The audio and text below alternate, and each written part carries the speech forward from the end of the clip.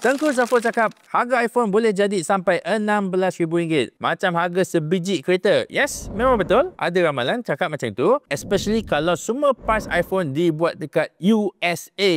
Tapi kita kena relax dulu. Sebab benda ni bukan mudah sangatlah untuk berlaku. Kau pernah tengok tak orang USA saiz dia macam mana? Boleh ke duduk dalam kilang?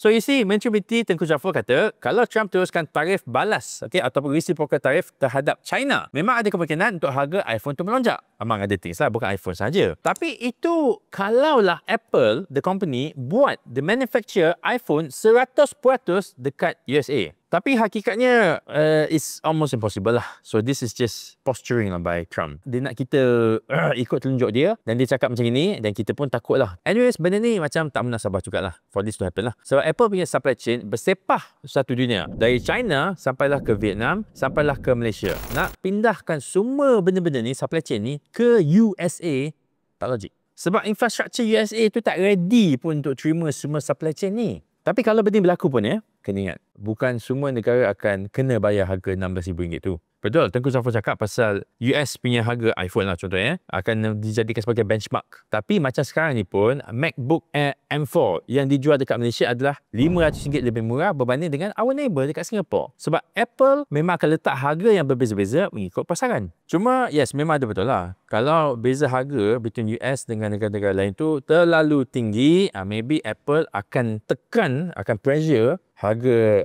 barang-barang Apple ni dekat luar naik sekali lah. So profit margin ni tinggi lah. Tapi kita semua suffer. So apakah kesan yang direct lah kepada Malaysia? In general, Malaysia memang tak terlibat langsung dengan tarif ke atas China tu. Sebab Trump bagi pengecualian sementara untuk negara-negara lain for now. Tapi kalau permintaan iPhone dekat US tu jatuh sebab harganya mahal sangat, ekspor Malaysia pun boleh terjejas. Kena ingat ya, sebab kita pun ada kilang untuk buat chip dan juga komponen. Ekonomi dia jatuh, US, ekonomi kita pun jatuh juga. Sebab kita ekspor kepada Kia. Cuma I nak bagi kredit kepada Tengku Zafrul sebab explain benda ni elok-elok. Dia tak nak panikkan rakyat, tapi untuk tunjuk yang benda ni ada risiko. So, iPhone RM16,000 ni teori sahaja buat masa ini. Realitinya supply chain Apple adalah global dan ikut harga pasaran. Cuma jangan leka laya, kalau perang dagang ni, trade war ni makin panas, memang semua orang akan kena kesan dia. So what do you think? Harga iPhone ni patut kekal ikut negara ke atau kita patut kena standard global? And one more thing, korang ni banyak pakai iPhone ke pakai Android? Nak tahu juga.